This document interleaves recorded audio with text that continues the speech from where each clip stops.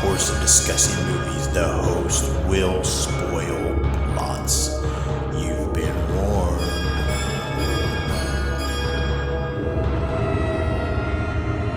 Listen to their screams.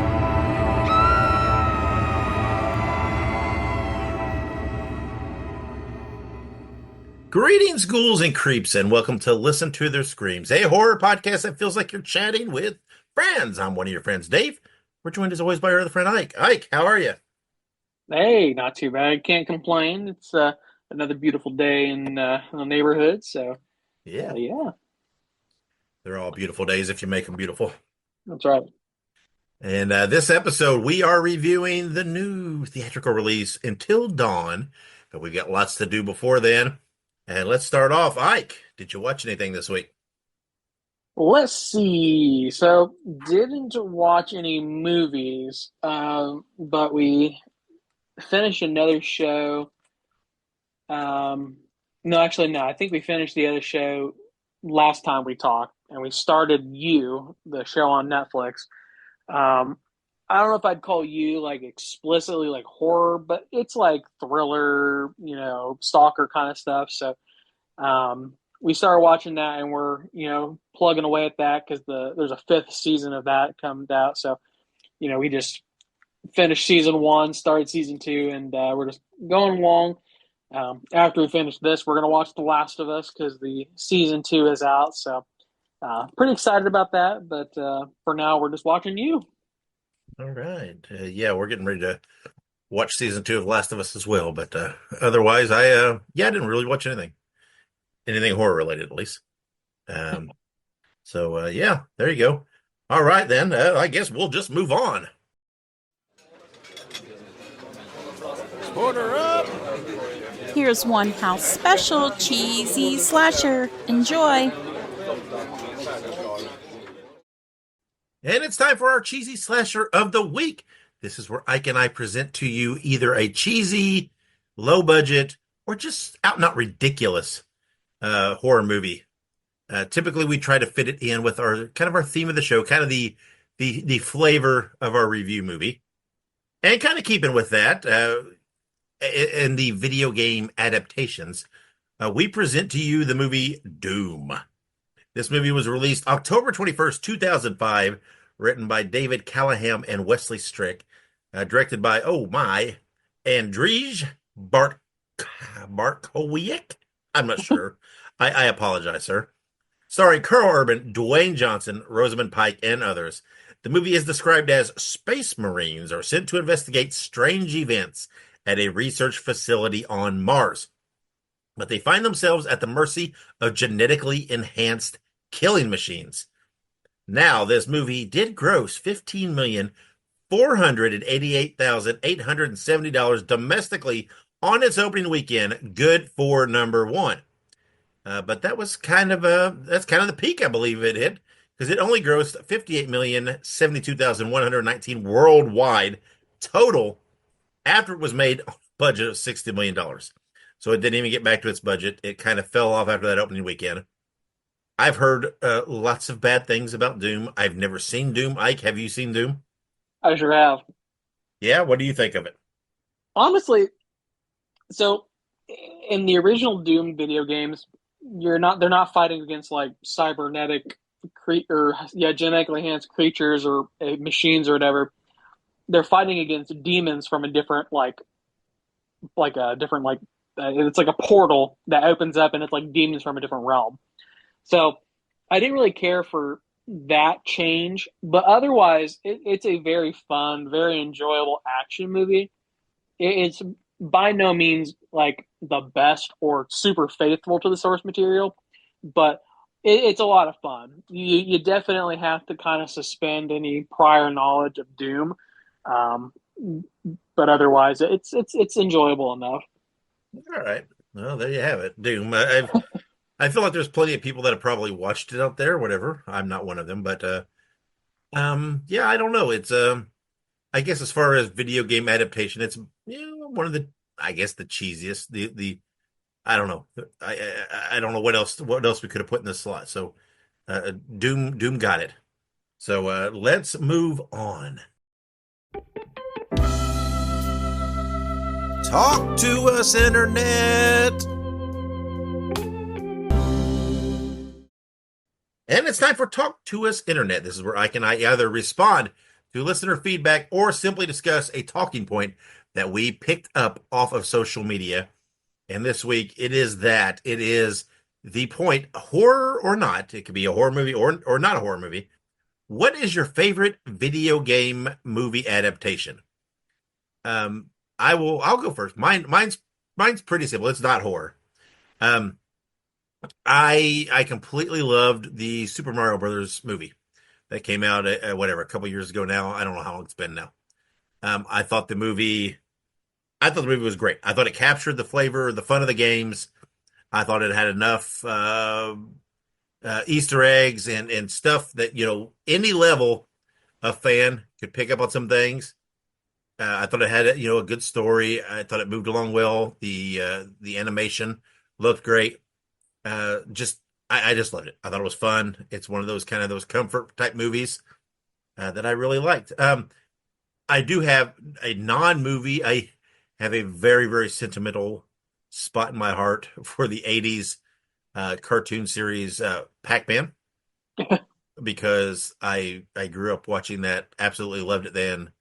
I love it now. I love the game Pac-Man, love pretty much any incarnation, and the cartoon series was just good fun for a guy my age. So Ike, what are your favorite video game adaptations? Wow. All right. So people who have watched the show or listened to the show for a while, I bet a lot of people might think that I'm going to say Resident Evil. Mm-hmm. They might say he's going to say the Resident Evil movies, but it's not. My all-time favorite video game adaptation, like just generally speaking, not necessarily directly horror, is the 1995 Mortal Kombat movie. Oh yeah, that is a good choice. That movie, I have it on DVD.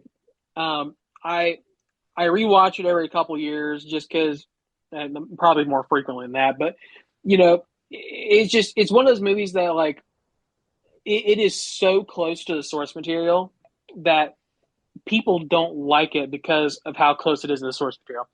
You look at the source material of Mortal Kombat. Mortal Kombat was made just as a fun fighting game. So basically, what they had to do is that they had to take like the very brief little snippets of backlog and epilogue and prologue stuff from these individual characters, and they formulated a story sort of around it. And it is weird to me because this movie was directed by Paul W.S. Anderson, who he later on would do like the Resident Evil movies and all kinds of other stuff. But Mortal Kombat was sort of one of those, progenitor type movies. I think the very first like video game adaptation movie, I could be wrong, is probably like the Super Mario Brothers movie from like the late 80s or whatever it was. But to me, the Mortal Kombat movie is easily one of the best video game adaptation movies of all time. But it is also just a kick-ass fighting movie that just so amazing. Even the sequel's pretty good. It's a little cheesier in my opinion, but it's called like Mortal Kombat Annihilation. And then during COVID, they actually did a remake of Mortal Kombat on HBO that's really, really good, but it did not get a lot of hype on it. But they're making another one, so hopefully it'll get like a theatrical release and we'll get to see more Mortal Kombat goodness. Yeah, I've not seen any of the subsequent movies, but yeah, I do. The first one, it is a fun movie. I forgot about that one.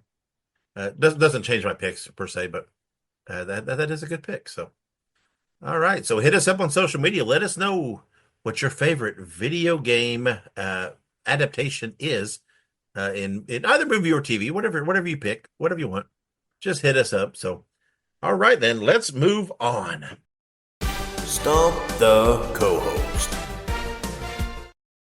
And when this releases, it is the first episode of May. That means it's time for Stump the Co-Host.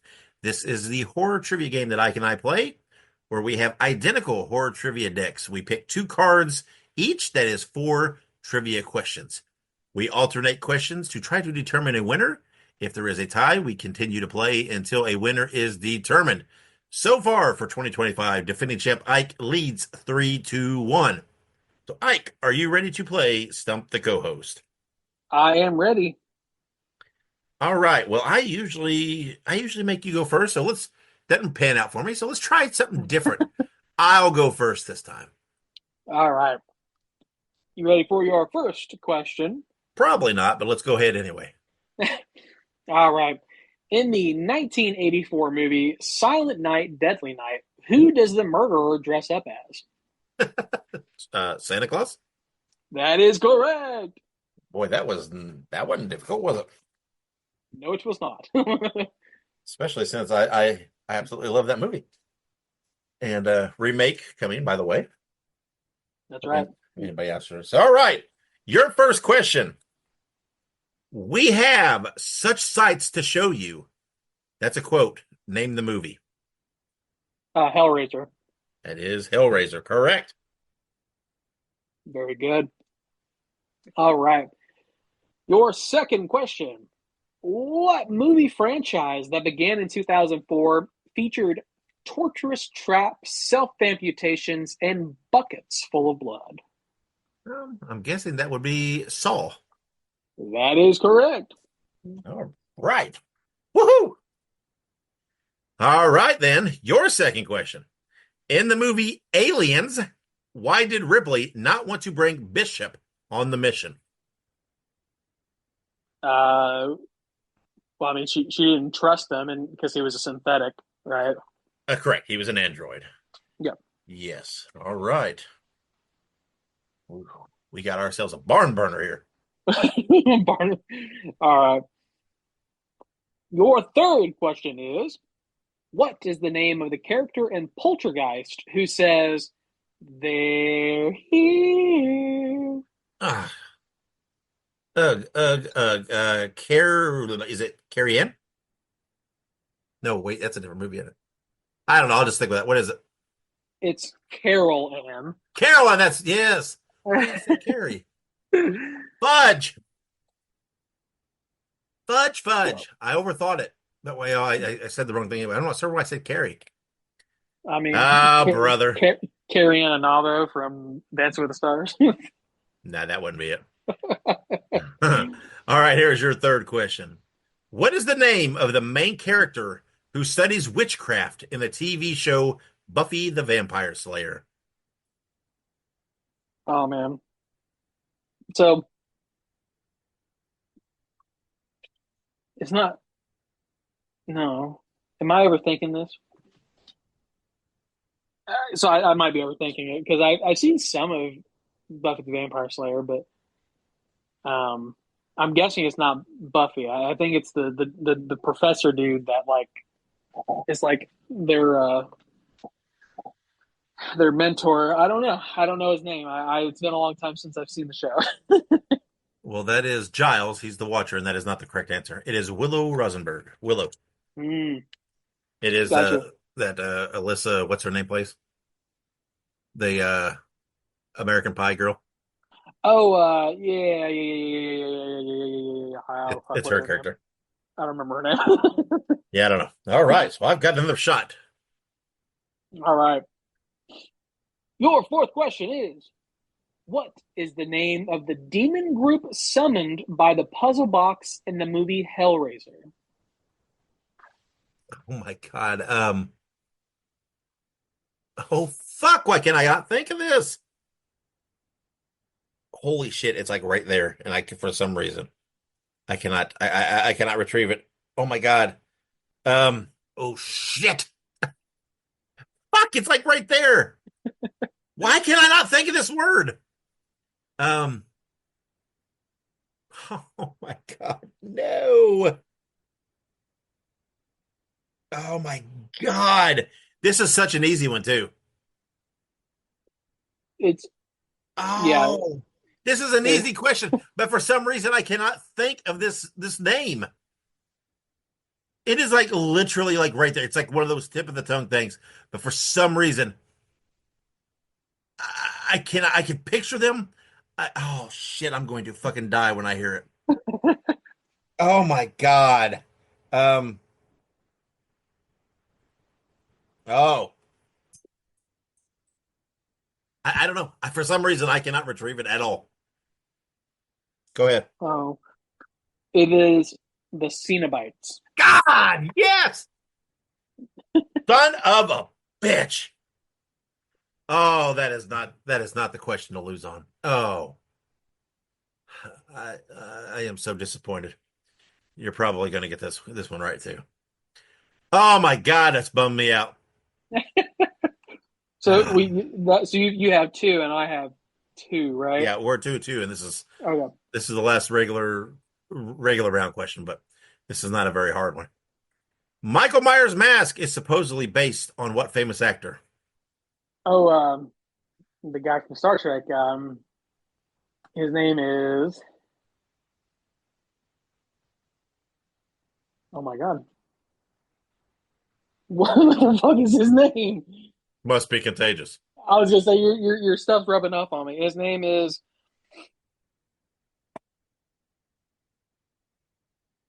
Captain Kirk. Is it acting the character's name or the actor's name? The actor's name. Oh fuck. Captain Kirk's name is. His name is. Fuck, not Leonard Nimoy, not George Takei. Oh man, I can't even think of it. Man, that's disappointing. Yeah, my brain is. I don't know. I think the Oh, Cenobite thing rubbed off on me. I dodged a bullet there. It is William Shatner. William Shatner. Oh, I got new life. Holy Old, cow. good old Jimmy Shatner. Oh, Bill. Old Bill. All right. So we're going into sudden death. That means we continue on. We go question by question until we get a winner. If someone gets their question right, then it's the other's turn. Like since it's my turn, if I get this right, you do get a chance to tie back up, and we go until a winner's determined here. So, all right then, bring it on. Let's keep going. All right. Your next question is: This 2000 film is about two sisters named Ginger and Bridget who struggle with the idea that one of them is a werewolf. Is that Ginger Snaps? That sure is. Oh, all right. You have to get this right. All right. Here we go. This might be in your wheelhouse. What 2012 slasher film is a story about an annual ritual? Oh, excuse me, an annual ritual sacrifice to appease the quote unquote ancient ones. That is Cabin in the Woods. It is. What a shit film. Hey, that's a good movie. I like that movie. Not me. Damn. All right. All right. Pressure back on me again. Yep. Your next question is: Which film in the quote unquote Alien series is set in Antarctica? Okay. I don't even know if I know this.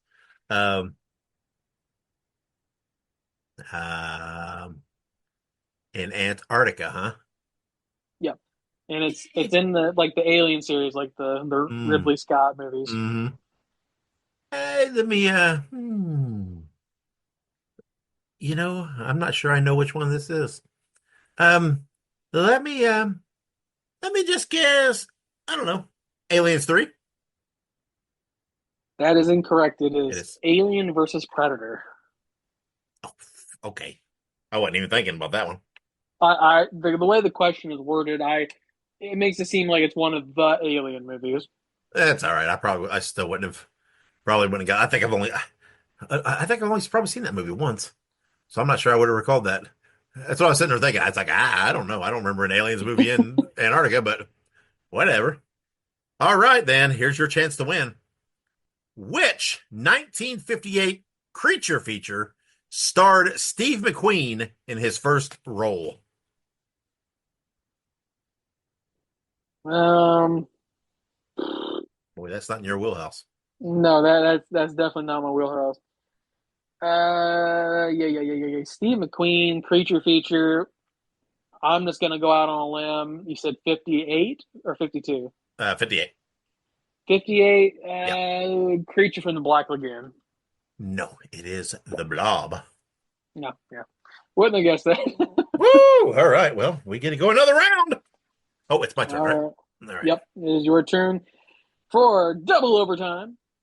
All right. What substance is dumped on the main character at the prom in the movie Carrie? Um, oh man, I know they're wanting are they wanting the specific type of substance, like specifically what the source of the substance too? Yeah, the creature in which the blood comes Yeah, from. okay. That's what I'm, ooh. Because we both know it's I, blood. yes, I think, God, I hope I'm right about this. I think it's pig's blood. You are correct. It is pig's Whew. blood. All right. I thought so, but I wasn't sure. So, all right, then to tie it. Ah, man.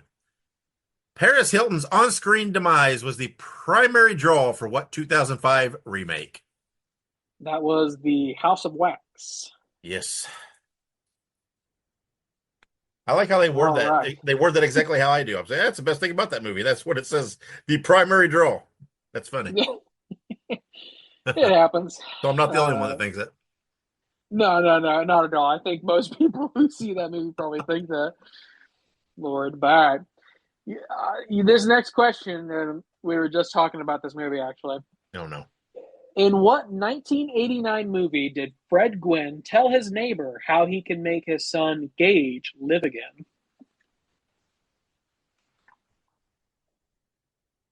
Make his neighbor live again?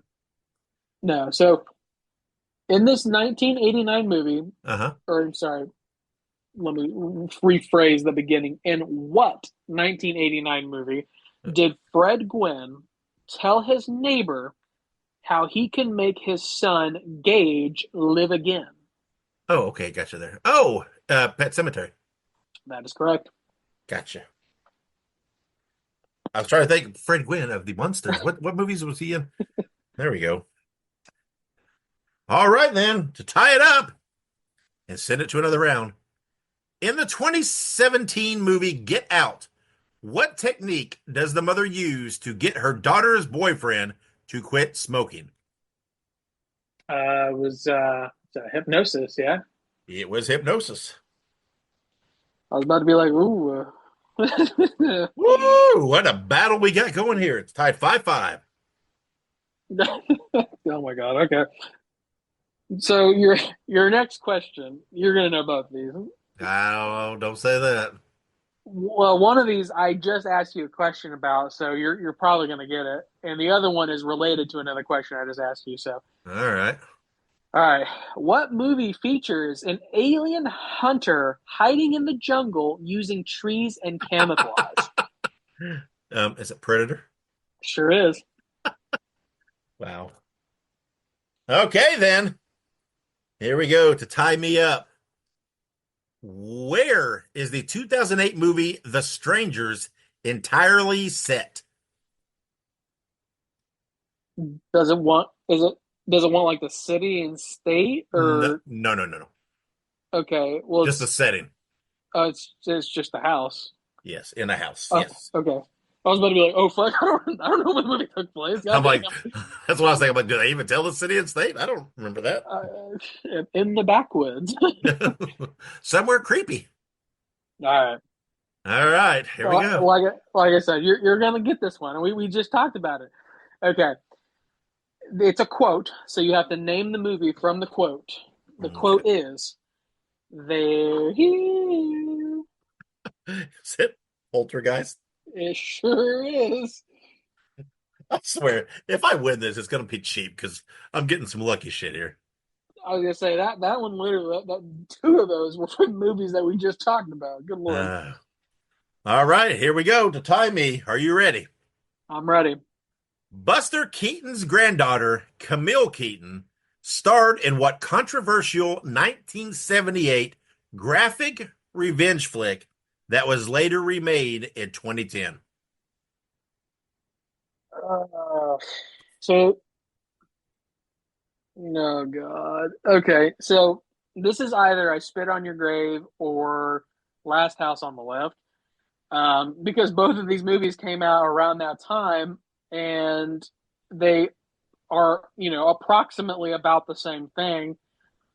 Oh fuck! Why do I not know like the actors and stuff? Like that's just yeah. Okay, what was the actress's name? It is Camille Keaton, but she was in the 78 original. Okay. Buster Keaton's granddaughter, Camille Keaton, starred in what controversial 1978 graphic revenge flick that was later remade in 2010? Okay. I'm just gonna guess it is I Spit on Your Grave. That is correct. Fuck. Holy shit. Here we go. Have we ever had a 7-7 tie? I don't think so. I think the only time that we've ever gotten this far, I think it was like one or two cards. It wasn't this many. Yeah, we're going to have to keep the review short because this is going to be like, it'll take forever. All right, then, bring it on. All right. What does the green liquid contain in the 1987 film Prince of Darkness? Uh-oh. I was gonna say, I'm pretty sure you've gotten Prince of Darkness questions before, and you're like, ooh. What does the green liquid contain? Yeah, so the green liquid contains the essence of something.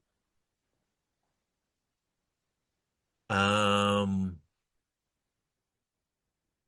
I don't know. I'm just going to say the essence of a demon. I'm giving it to you. It was the essence of Satan, so that's close enough. Okay. All right. Because you've never seen that movie, have you? No, I have not.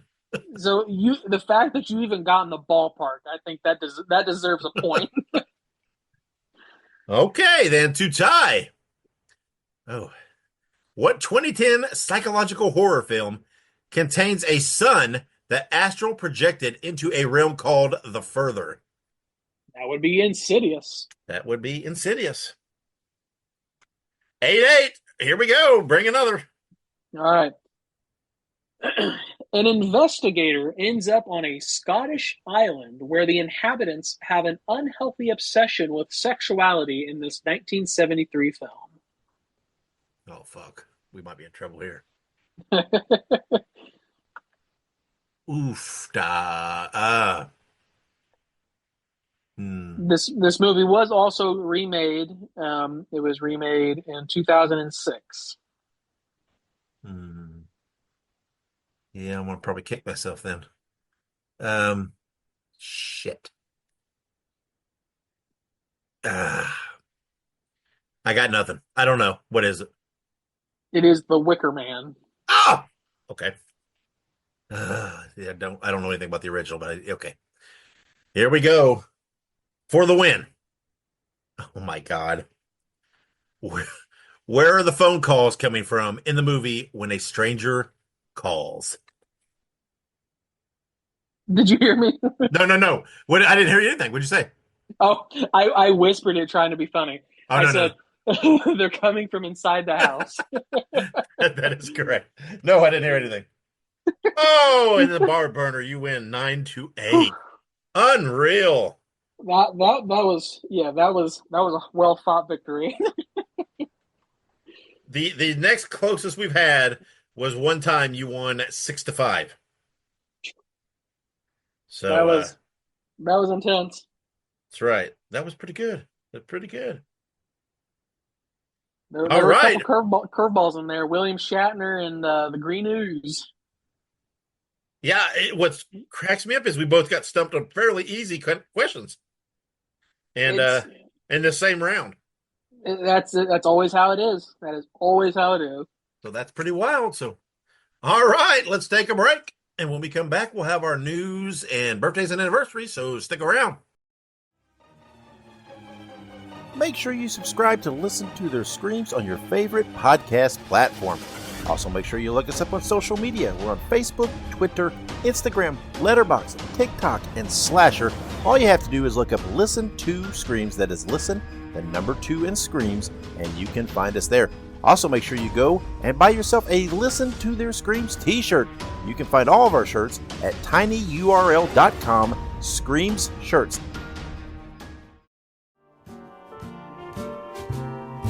Spread the news. Spread the news. Spread the news. And welcome back with the news. All right, starting us off, Project MKHEXE is now on Screenbox and is described as Tim, an amateur filmmaker, returns home to film his brother Sean's funeral after his apparent suicide. In the days that followed, Tim discovers Sean's obsession with an internet urban legend that does not exist about a secret government mind control experiment gone horrifically wrong called Project MKHEXE. We will be reviewing this movie next episode, but I'm hearing stellar reviews about this. I even got to see a little teaser for it on TikTok, and I got to say, I'm actually pretty excited for this. Now, this is we talked about this last week. Internet urban legends are always fun, and especially one that's based in reality. It's going to be good, I think. Yeah, I think so too. And yeah, I'm super psyched for this. This is I don't know. This is one of the movies that's got me most excited that we've reviewed so far this year. I think I'm super psyched. I don't know, kind of slipped in under the radar, but when I heard about it and heard the description, I'm like, oh, sounds intriguing. So yeah, I'm very much looking forward to seeing this. Absolutely. So good stuff. We'll check that out, and we'll have our official review next week. So if you want to know what we thought about it, listen next week. Moving on to Sinners was at number one at the box office domestically for the second weekend. That's a perfect little shot at the people who backhandedly commented that it had yet to make its budget back. So I think that's a definitive they can suck these nuts. And Sinners is still rocking and rolling and going strong. Theaters around here are still crazy busy. Yeah, and I don't think the earnings dropped off much from the first weekend either. I'm pretty sure they've already crossed their budget line, and we're just talking. These are just domestic numbers that I was seeing. So, yeah, they can forget it. That it was a great movie. It has performed great. It is doing well.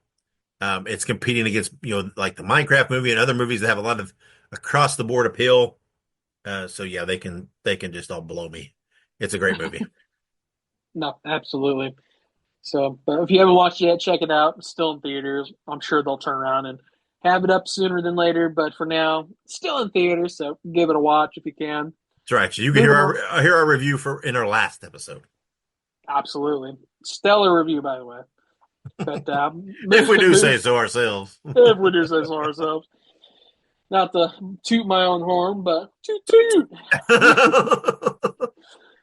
All right. And something we knew was going to happen. This is something that I think Dave had mentioned at some point in the past, and we had commented on how it would probably work out pretty good. But the Cinderella-based body horror movie, The Ugly Stepsister, is coming to Shudder on May 9th. This is super exciting. Another, public domain horror film on the books, and it's a body horror film. I think body horror films are incredibly underrated. It's in the same genre as melt movies and stuff of that nature. So body horror is it's one of my favorite types of horror that is just not super utilized in modern horror because, in my opinion, body horror really relies on practical effects, and a lot of times it's digital effects these days, and it's harder to make look good, in my opinion.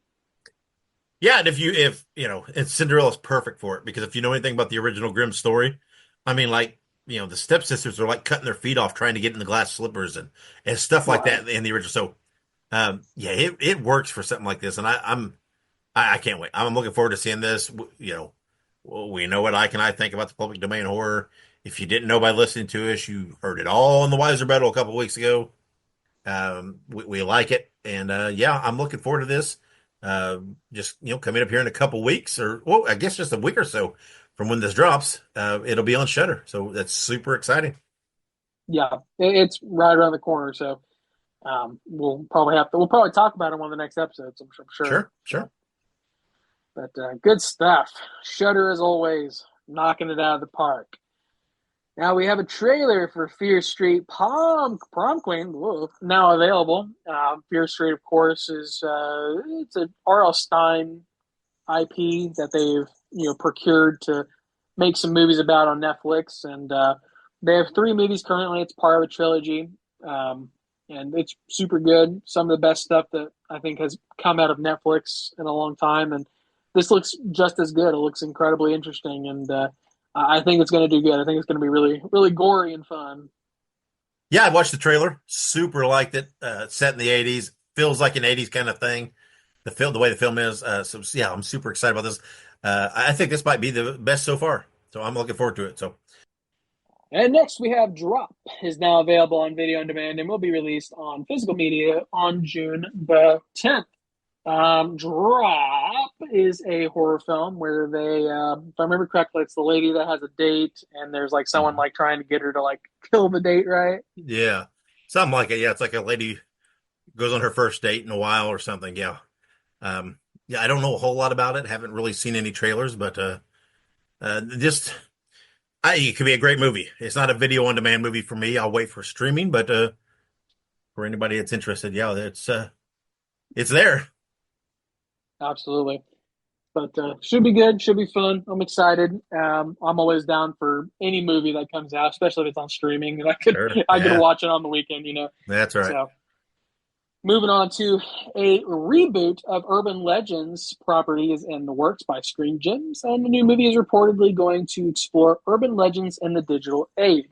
Now, this is great because I think that a lot of the urban legends and things that kind of fall into the creepypasta genre are still pretty untapped as far as potential goes. And Urban Legends is a really cool, like modern, it's pretty meta for the time because they talked about internet urban legends when it came out in like 1999 or the 2000 or whatever.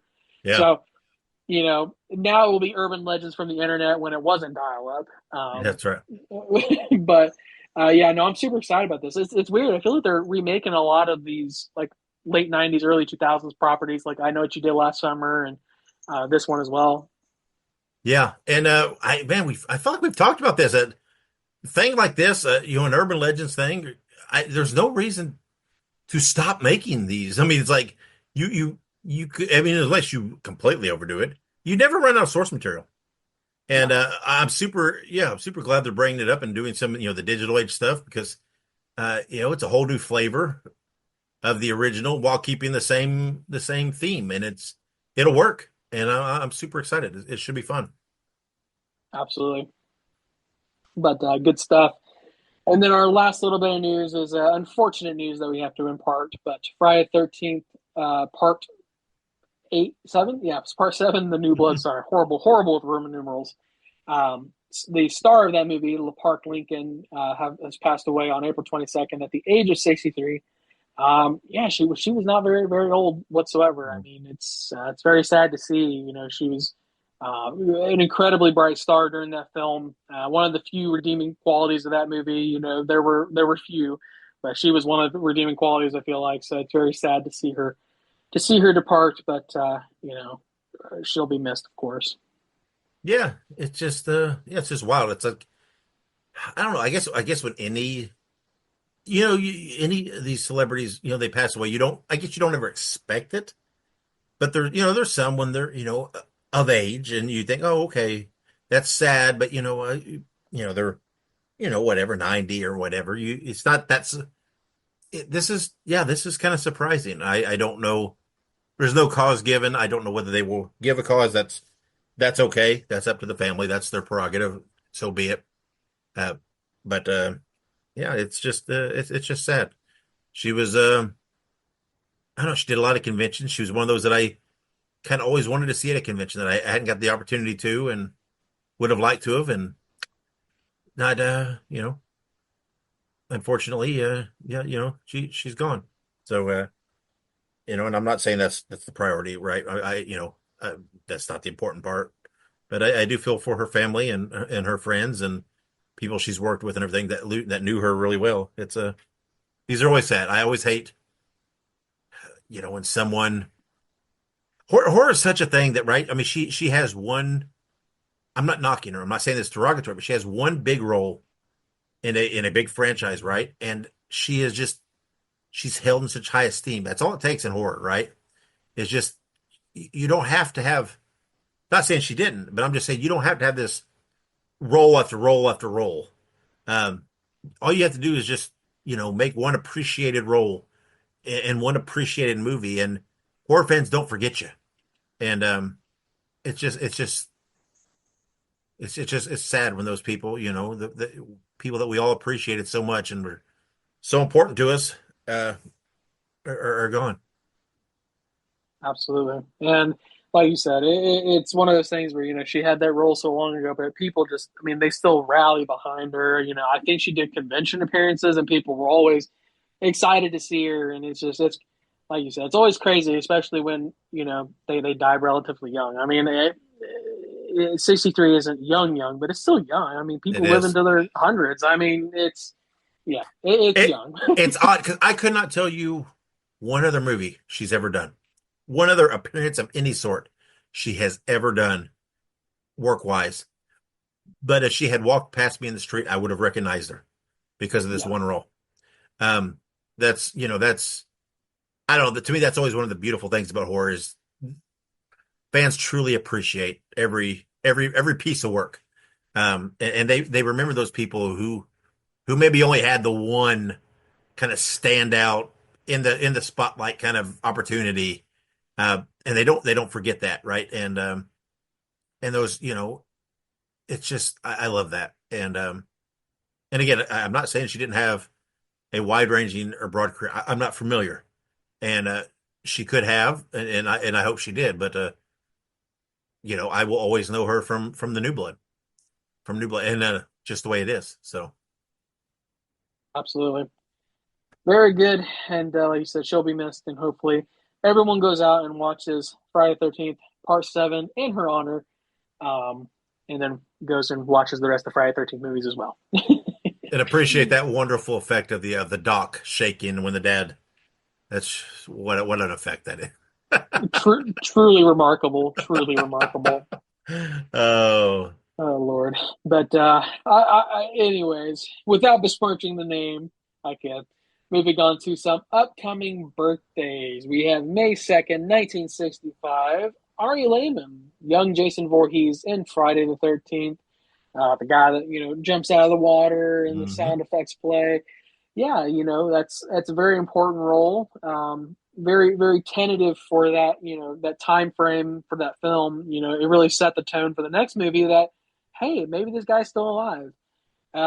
But I know that Ari, he's done other stuff too in the over the years. So I know this is not his only thing that he's done, but surely I would venture to guess this is probably what he's most known for. Again, it's what I say, right? This guy, Ari does conventions nonstop based on this role, which was just a matter of seconds. But everybody remembers. He plays music in his band. I'm pretty sure he calls the Jasons based on the. It's just that's what I'm talking about. That is one of the beautiful things about horror. I mean, this guy played young Jason Voorhees for just a matter of seconds in this first movie, and people will forever remember him. We will not. We will not let him be forgotten for that. Yeah, It's so remarkable. it truly is. Absolutely. It's always the smallest roles, the smallest things that always seem to have the biggest impacts. So very good. Happy birthday to Ari. And we're gonna move on now to May 3rd, 1960. We have Amy Steele, another Friday the 13th alumni. She plays Yeah. Jenny in part two. She's also from April Fool's Day. So crazy, crazy number of people from Friday the 13th in this week, but that's still it's really cool. Yeah, Jenny was a great final girl. I liked her. I thought she did I thought it worked. It was a pretty good job. Um, so yeah, I like her. And that's it's part two. So that's like the Hmm. iconic scene with the pitchfork where she's like holding it up in front of her. That's right. Yep. There you go. So very, very cool. So happy birthday, Amy. Moving on now to May 4th, 1977. Emily Perkins, known as Becky in Supernatural, and she also plays Ginger Snaps. She plays not Bridget, the other one, and she's also in it. So obviously, Emily Perkins is a legendary for her role in Supernatural, but Ginger Snaps, I think, is my favorite of her works so far. If I had to choose, Yeah, yeah, yeah. And it's so remarkable it's like I knew her in Supernatural. I knew her in Ginger Snaps. And it's like it took me a while to make that correlation that young Emily was in the original It. It's pretty crazy. I mean, that's quite a career right there, just on those three alone. No, absolutely. And it, it's sort of weird because it's like you have kid Emily and It, you have teenage Emily and Bridget, and then adult Emily and Supernatural. So like all three phases of her life, she's had pretty iconic roles. I would say, All right. Yeah. but very good. So happy birthday, Emily. Moving on now to May 5th, 1889, jumping back to the 1880s. Jack Pierce, the original Universal Pictures makeup artist. So he would have been responsible for what I presume are a lot of the makeup and effects of the early monster movies from Universal, which are Uh, pretty incredible. yeah, not some, all Oh, the original monsters. He did those, and it is remarkable to think how much his work has become part of pop culture, and so many people don't know. I mean, some of the prototypical Frankenstein, the monster, the prototypical Dracula, the almost prototypical werewolf. Those are Jack Pierce designs, work, whatever. He made those a thing, and just so incredible, and so just so underappreciated. absolutely. It's one of those things too. It's like, what is it? Hindsight's 2020. So Yeah, this guy barely got any recognition back then, but he's probably responsible for the majority of like special effects and things that have spawned and trickled down through time. So um, I right, guess a very big happy birthday to Jack this week. right. But moving on to some upcoming movie anniversaries. Weirdly enough, Hmm. May 1st, 1981, Friday the 13th, Part 2. That's actually really cool. I mean, it's really neat that Amy had a birthday shortly after the release of that, which is Yeah, really pretty cool. that's pretty crazy, right? She has a movie, right? This movie release with her and starring role, and 2 days later it's her birthday. That's what I'm saying. Gotta That'd be good times, man. That was a good year for her. It's got to be fun. That's what I was gonna say. It's very interesting. It's crazy because I'm sure that nobody realized that at the time, but they're like, oh hey. But very good movie. So we've talked about it, so I won't roll too long on that. But funny coincidence, man. Funny coincidence. Hmm. But all right, moving on to May 3rd, 1996. We have The Craft. Of course, The Craft is, I would say, a pretty iconic witchcraft movie. Stars Nev Campbell as well as the girl who is in Waterboy. It is off the top of my head. Can't remember her name. It is Fairuza Balk. That's what it was. Yeah. And it also stars Skeet Ulrich from Scream Hmm. fame as well. So quite a few Scream alumni in this movie too. Hmm.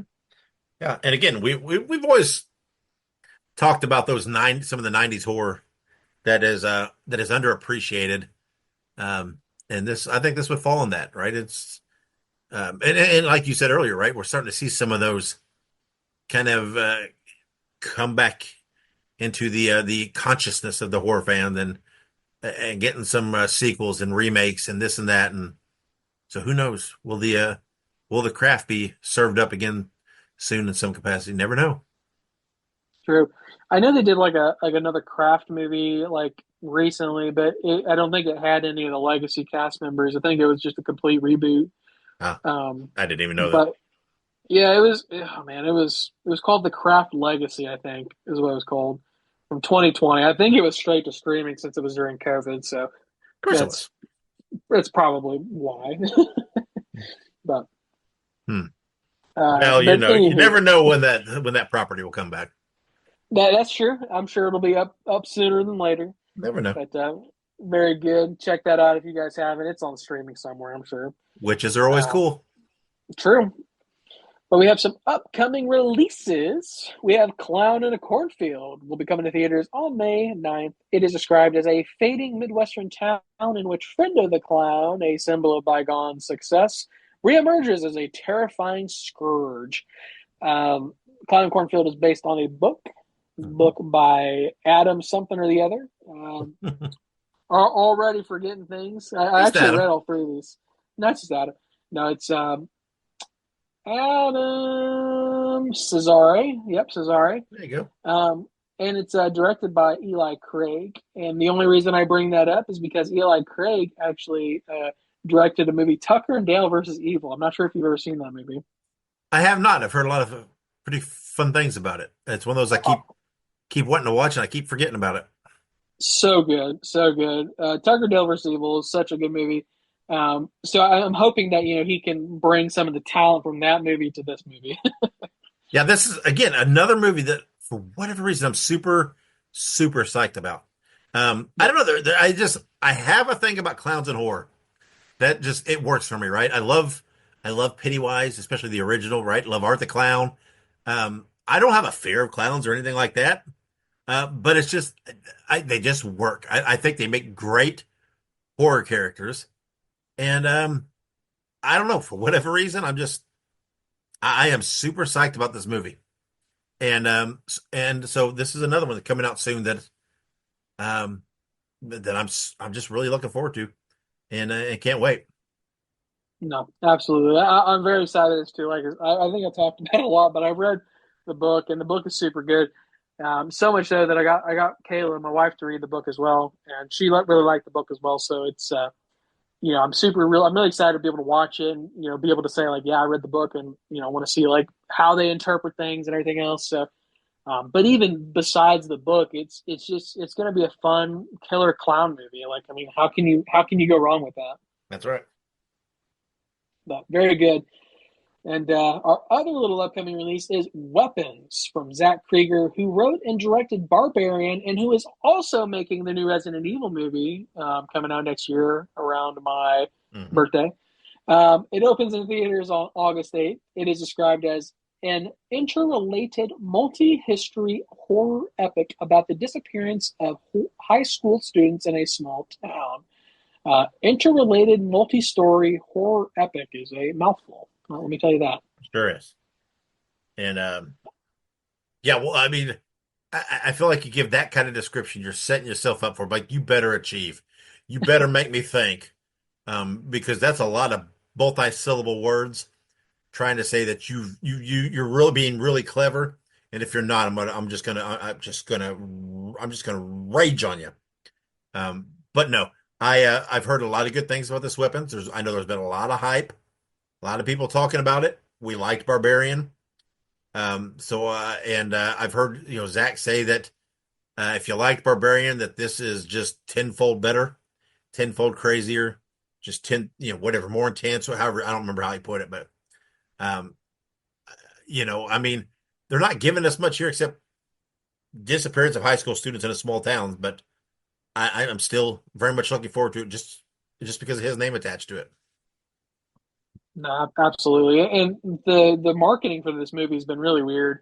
They've had these little clips of kids are running around outside and stuff, and it's interesting. It's I don't know. I'm very interested to see what is this even going to be about? You know what I mean? What's going to be the source of whatever the hell's happening? So I'm excited. Also, this movie has Julia Garner, who was in the Wolfman movie. She was the mom in that. She was also in Apartment 7A. So she's getting a lot of work this last couple of years. Well, good for her. That's right. But all right, that is it for our news, birthdays, anniversaries, and upcoming releases. That was a lot. That was a lot of stuff to go through, and our Stump the Cohost ran a little while too because we were just rocking back and forth. So right, we're going to take a quick break, catch our breath, and when we come back, we will have our our only review of Until Dawn. Hey, Bruiser buddies, I want you to listen to Wrestling Nostalgia with Dave Dynasty.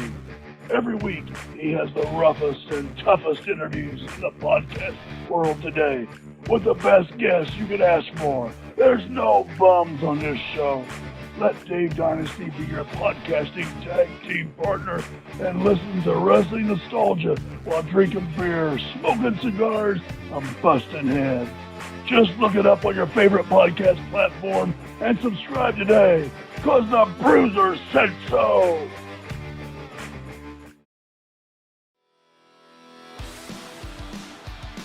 Hey ho, everybody. Subscribe to the Pinhead Pod, the Ramones fan podcast bringing you interviews, news, deep dives, and much more. Look it up on your favorite podcast platform. That is Pinhead Pod. All right, we're back here and listen to the screams. We'll try to buzz through this. We'll try to keep this a little bit abridged because the Stump the Co-host ran a little wild and long. We did have a lot of news and stuff to cover. But we are reviewing Until Dawn. The movie was written by Blair Butler and Gary Dauberman, directed by David F. Sandberg, starring Ella Rubin, Michael Cimino, Odessa Azion, Ji Young Yu, Belmont Camellia, Maya Mitchell, and more. It is described as a group of friends trapped in a time loop where mysterious foes are chasing and killing them in gruesome ways, must survive until dawn to escape it. There's where the title comes from. The movie was released on April 24th in theaters, and it grossed $8,003,402 domestically, good for number 5 on the weekend. I have to say that was probably disappointing for them, because it's funny when you look at the top 4 are like big gainer. I mean, like Minecraft and Sinners, and they're still grossing 40 million. All and there was a big drop there. I have to think they were hoping for more than 8 million. I don't know. You never know what's going to happen. Right. And I don't know. We might be of split minds on this one, Ike, because I don't know. I don't know what we have, like we said, we don't talk about this ahead of time. I'm just I didn't really care for this movie. I like the blood, the kills, all that, right? I'm down with all that. I kind of thought the movie drug a little bit. I kind of thought the movie, to be fair, to me it was just a little bit boring. I thought it could have been. I don't know. It just like there wasn't a lot of hook to it that kept going. It was the same kind of thing coming over and over. And I get that's the concept, but it just, I don't know. And there was never any point, anything major that really surprised or caught me off guard to bring my attention back up. It just felt kind of flat to me all the way through. I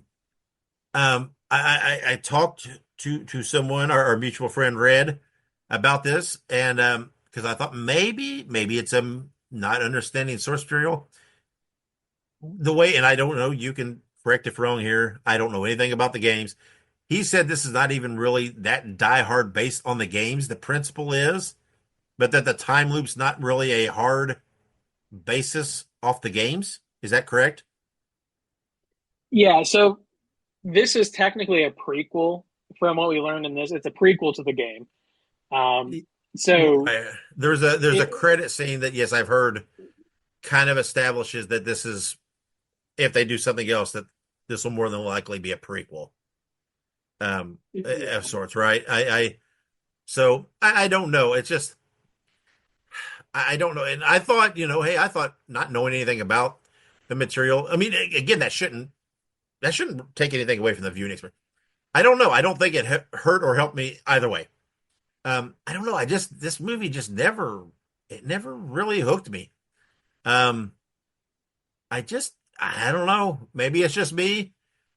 Maybe because I don't have any connection to the, I don't know. It just felt like, to me, it just really felt flat. It felt, I don't even know what the runtime was, but it felt to me like it was just super long because it was just, I didn't feel like it was progressing very well. I don't know. I wasn't feeling it. Just not at all. Um, so Ike, what do you think? man, all right. So Well, to answer your question, it is an hour and 43 minutes. It's a little over, almost an hour and 45. An hour and 43 is the runtime. So for me, from my perspective, I really enjoyed Until Dawn. I had played the video game prior, so I had some of the base knowledge of like what the Until Dawn games, present.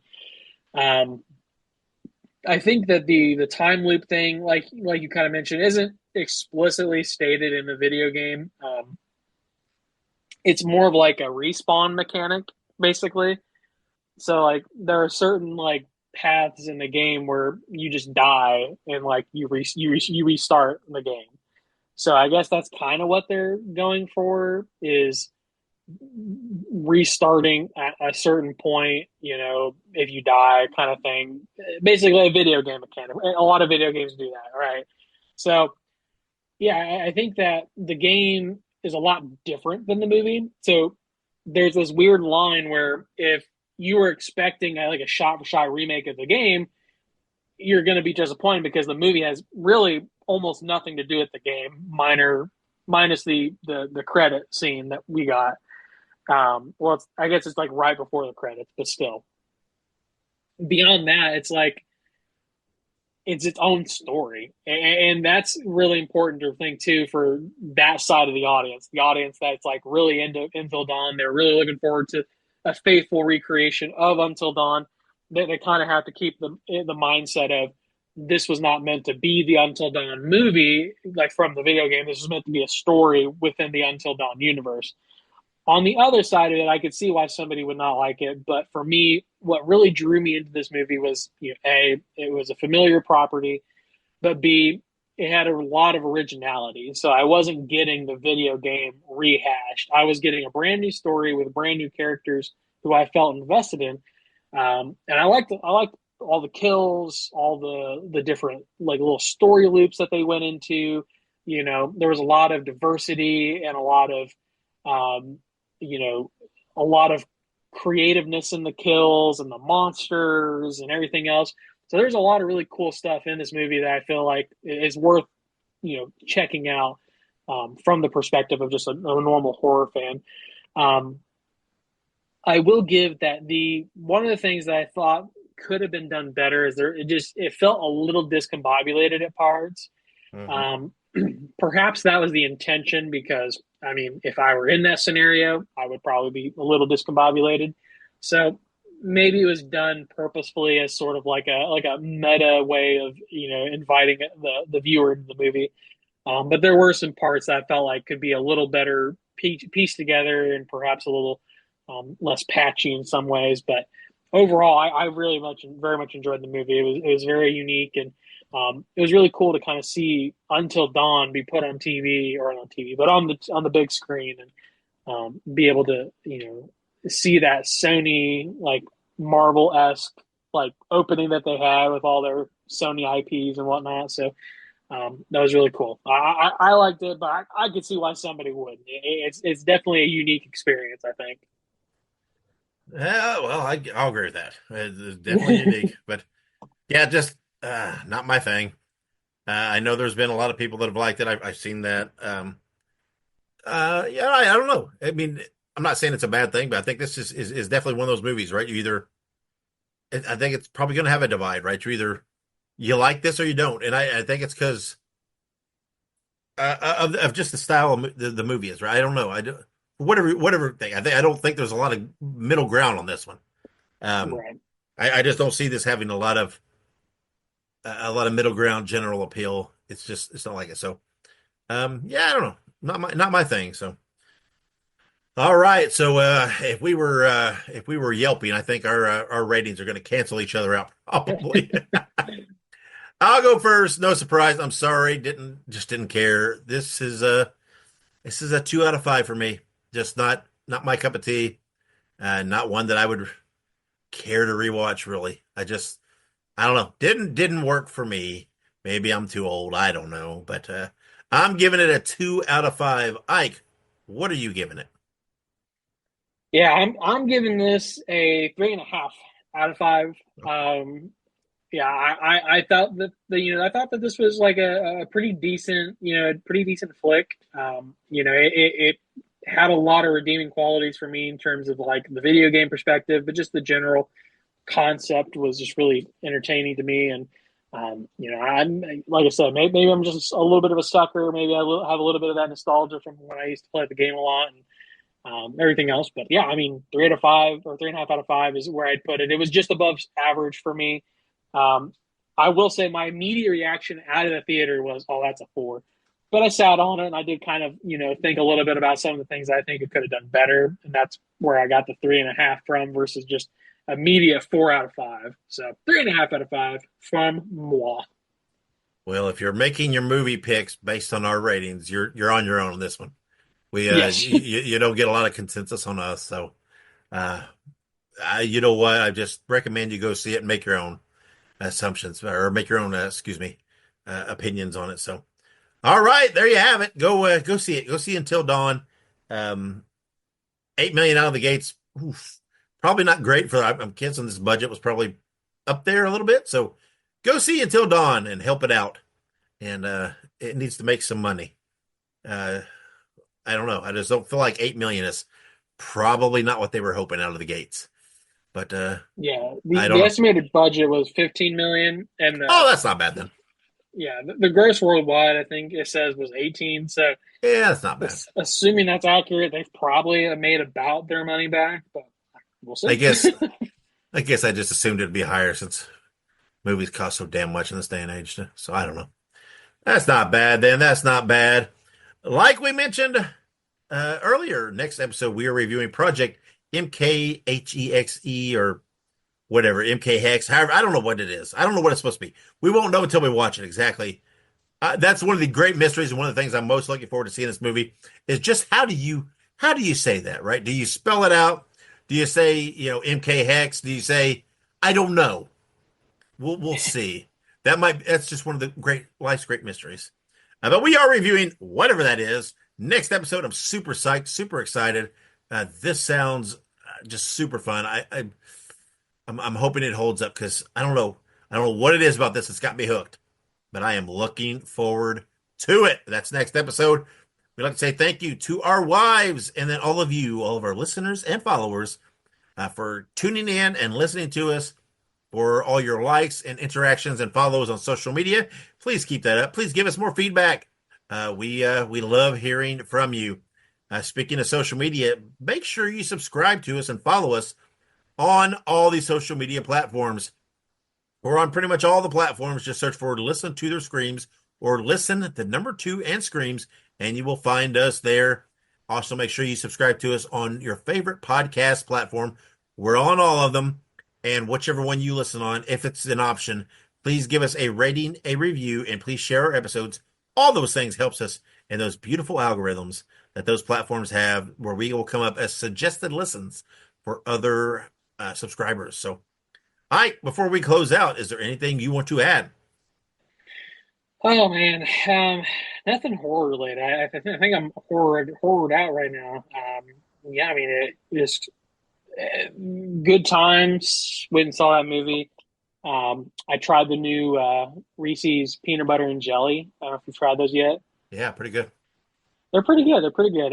We're divided in my household. Kayla thinks that the strawberry is better. I think the grape is better. Oh, What's your consensus? I'm a grape guy, but I love grape. I do like strawberry too, but I love grape jelly. So Same.